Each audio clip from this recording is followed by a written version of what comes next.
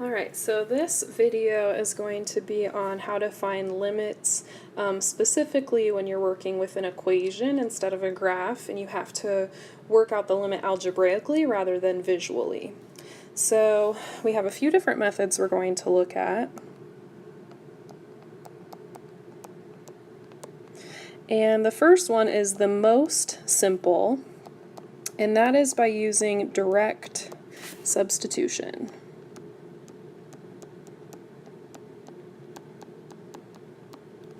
So direct substitution is a great method for evaluating a limit algebraically if you're given a function where the x value that you're evaluating that limit at is within the domain of the function, and you can just plug it in, get an answer. So the notation we're going to write for this is we're going to say the limit as x approaches a of f of x equals f of a. So a couple notation things. If you guys remember, when you're finding the limit of a function itself represents a y value. That's what they mean when they say function. They're talking about the y value. So if you're evaluating for a y value and they give you an x value, then the easiest case would be to just take that x and plug it in and find the y value, and then it works. This only works in situations where that a value is on the domain. So you're thinking like polynomial functions, rational functions where you're not looking at the value of the whole or the vertical asymptote. We're thinking radical functions where it's like a positive value that could be underneath a square root sign or a fourth root sign or whatever. So it's specific cases, but this is definitely the easiest method. So you always want to check this one first. So here's an example. We have that we are going to find the limit as x approaches 5 of the polynomial function 2x squared minus 3x plus 4. And if you guys recall, anytime you have a polynomial function, the domain of those is all real numbers. So that means that 5 is within the domain, and so here we can go ahead and just plug it in.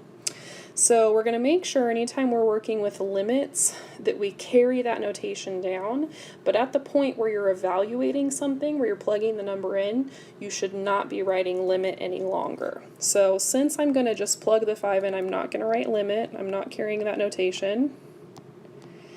And as much as you can, we're going to be doing computations by hand because the AP exam is 60% calculator inactive.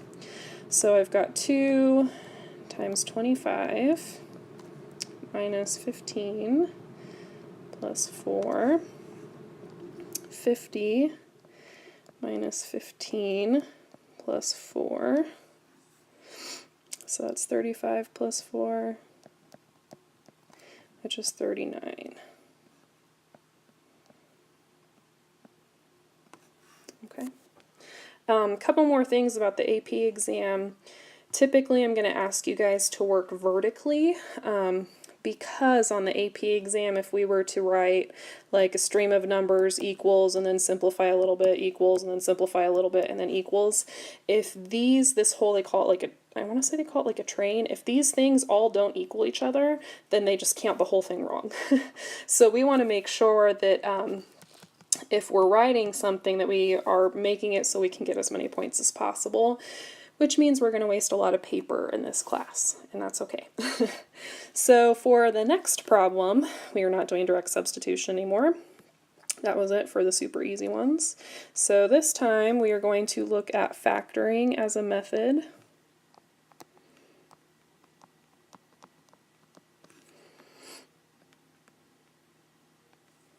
So for example, we're going to find the limit as x approaches 1 of x minus 1 over x squared minus 1. So if you look at this problem, the first thing we always want to do is see if that value that we're evaluating the limit for is within the domain. So 1 is not within the domain of this rational function because if you plugged 1 into the denominator, you would get 0 for the denominator, and that is undefined. So that means that we have to do something else, and here you might recognize that that numerator and that denominator, that if you factor, things might cancel. They will cancel. So I'm going to carry my limit notation. So I have x minus 1 on top. The bottom is difference of squares. So that gives me x plus 1 and x minus 1. And I can see that the x minus 1s are going to cancel with each other. So that means I am left with the limit as x approaches 1 of 1 over x plus 1.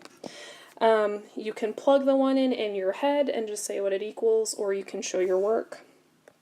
So 1 over 1 plus 1. You'll notice that when I've done the actual evaluating piece, I am not writing the limit notation any longer, because I'm not doing a limit now, I'm evaluating. And so that gives me 1/2. All right, our third method is going to be by expanding. So for example, we're going to find the limit as x approaches 0 of x plus 3 squared minus 9 all over x. So if you look at this problem, 0 is what we're evaluating this limit at. It is not within the domain of this rational function, because if you plug 0 in for x on the bottom, it's going to make it undefined. So that's when we say direct substitution is no longer an option. So here, we're going to expand that x plus 3 squared. So the limit as x approaches 0, and I find that most students, if they try to do that in their heads, they just square each term and they forget you have to FOIL. So make sure if you write it out twice so that you know that you need to FOIL, or just remember that you need to FOIL that. So that gives us the limit as x approaches 0 of x squared plus 3x plus another 3x plus 9. And we still have that minus 9. We are still dividing by x. So those 9s cancel out. And now if I look at what is left over on the numerator and the denominator, I can see that those two terms left in the numerator have a GCF of x. So I'm going to pull that GCF out, and that leaves me with x plus 6. And now I can see that that x in the numerator and denominator, that those cancel. So I have the limit as x approaches 0 of x plus 6, and at this point I can do that direct substitution. 0 plus 6 is 6. So you can kind of think of it as the idea behind all these different methods is to simplify the problem enough so that direct substitution is something you can use. All right, the next method, some people call it rationalizing. I always think of rationalizing as something you only do to a denominator, and you don't only do this to the denominator. So I'm going to say rationalize slash, that's what I said.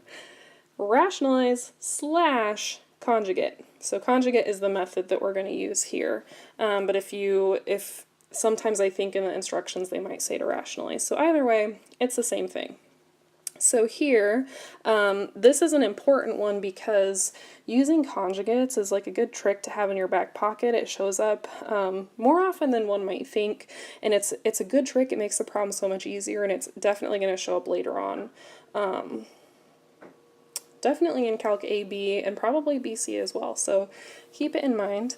That means you might want to put a star next to it or highlight it or something just so that you'll remember that it's a good tool to have. It takes a while to train your brain to know to recognize it, I guess. So here we're going to find the limit as x approaches 0 of the square root of x squared plus 9 minus 3, all divided by x squared. Again, 0 is not part of the domain. That's what's telling us we have to do one of these methods that is not direct substitution yet. So we're going to take that original problem and we're going to multiply it by its conjugate.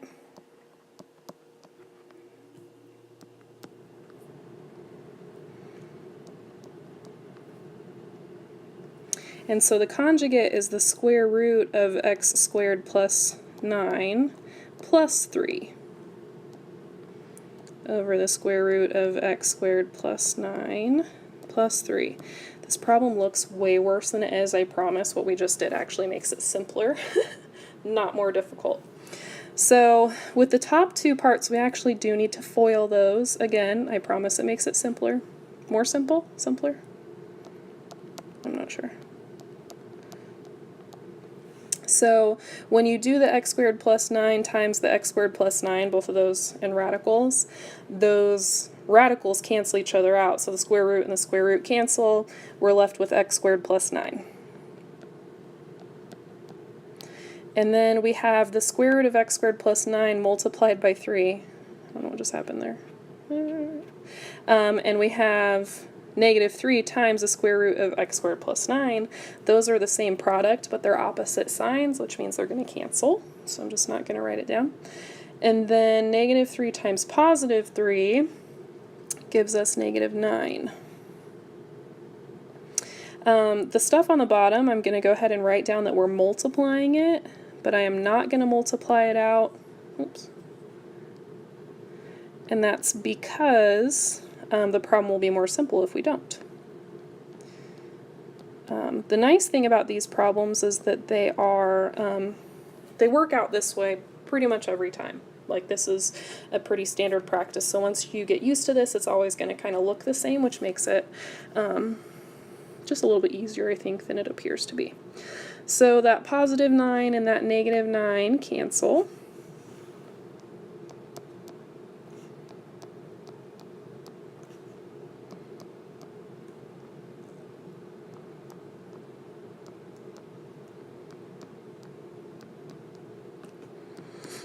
And then you can see that those x squareds cancel.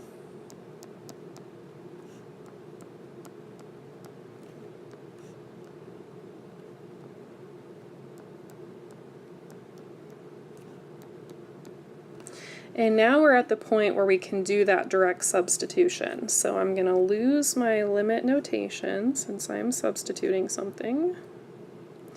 I'm going to say 0 squared plus 9 plus 3, and that gives us 1 over the square root of 9, which is 3, plus 3, which gives us 1/6.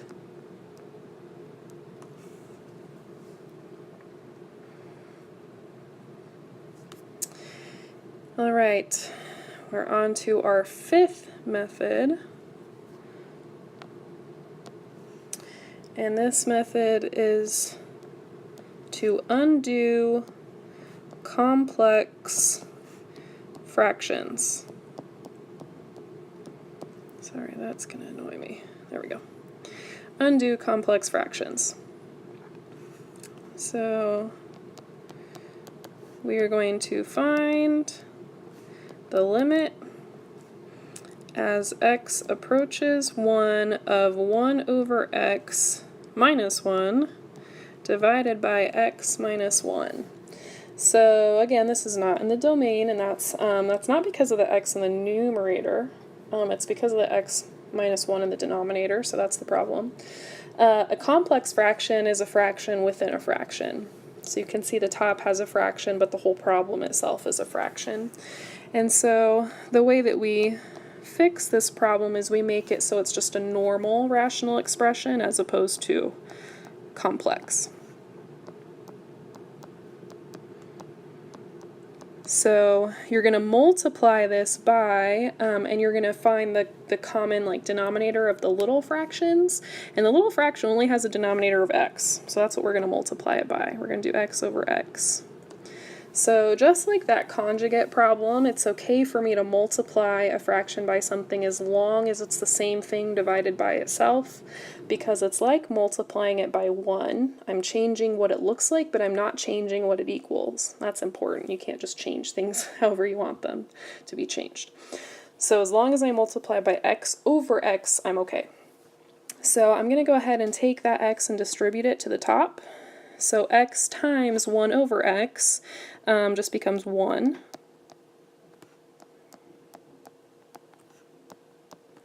And then x times 1 becomes x.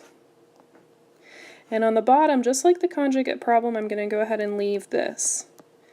In this one, you might not always leave it. Sometimes it might cancel out, sometimes not. In this problem, I'm noticing that I have a 1 minus x and an x minus 1, and I'm thinking, oh, those are kind of similar, something's going to happen there. So I'm going to go ahead and rewrite this. I'm going to leave the denominator exactly the way that it looks right now because it looks pretty proper. The numerator is not in the correct order, so I'm going to fix that. So I'm going to put the negative x first and then the positive 1 second. And then hopefully that last step in this current step that I'm doing, you remember maybe from Math 3. But here we're going to factor out that GCF of negative 1, and that leaves us with x minus 1. So we can see that the x minus 1's cancel.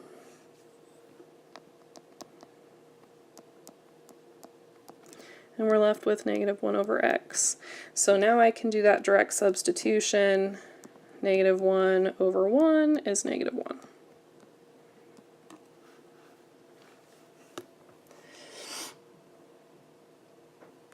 Alright, and then method 6 is any combination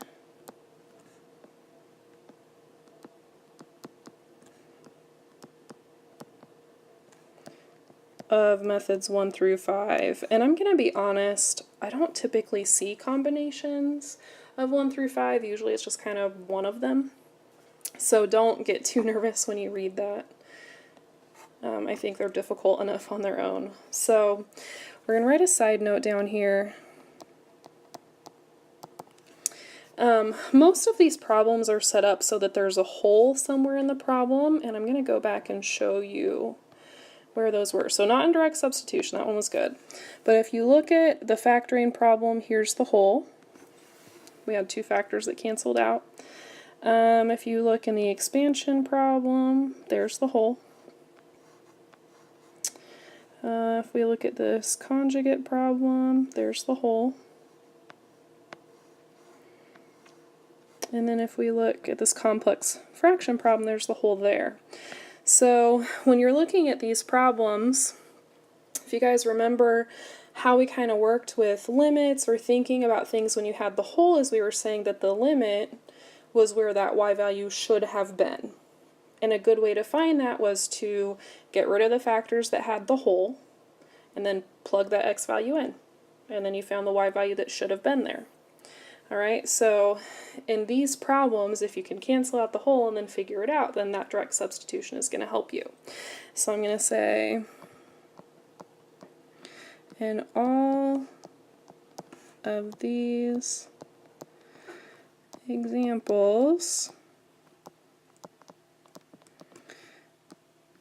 we canceled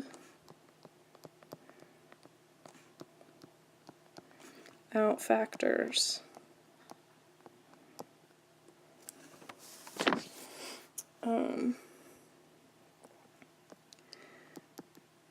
Which means we had a hole. So that was why once we finished the problem, as we canceled out those factors, that's why we were able to do direct substitution after that. It is possible that factors would not cancel, and then that would mean that whatever you were evaluating at would be an asymptote instead. And so what you would need to do there is you would need to choose a value that's a little bit to the left of the number. So if you're evaluating at 4, then choose 3.99999 and choose a value that's a little bit to the right of the number, so 4.0001. And you could use direct substitution, but you're using it to figure out if the evaluation is positive infinity or negative infinity. Okay, so I'm going to say if no factors cancel,